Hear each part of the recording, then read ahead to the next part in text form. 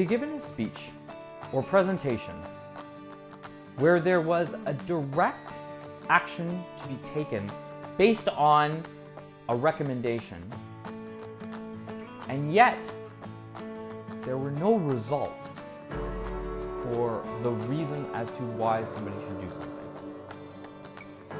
So what I mean by this is, if you are sharing your story about why people need to use Quicken as a financial plan.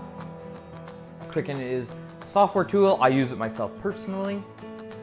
I'm not being endorsed in any way for this. I'm just using it as an example. So if I was to give a speech, and if I were to say, Quicken, that's really a great tool.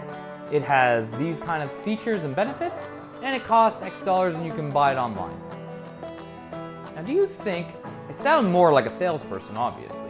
And maybe if I'm trying to sell something, it makes sense to speak in that manner. But if I never give you the results of why I decided to use Quicken. A long time ago I was in debt, and I was trying to figure out what I could do to get out of debt. And so people had given me suggestions about, you should write things down. You should write down everything that you spend. Keep track of all of your accounts. And rather than working off of papers and whatnot, I found Quicken. And it keeps track of everything for me. It gives me some fancy reports. I keep track of my investments now. It's a great, great tool. And I actually did come out of debt.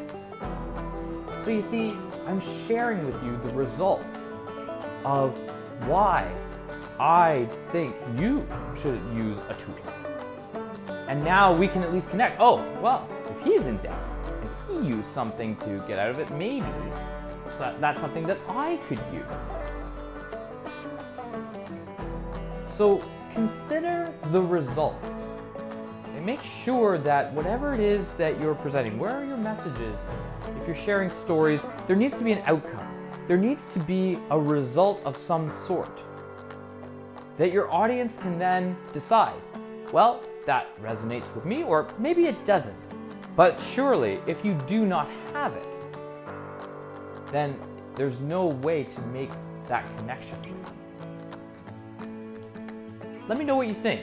Put the comment below, and if this is resonating with you, give it a like and a share with your social network, because I'd love to hear from more people about what they think of these speaking tips.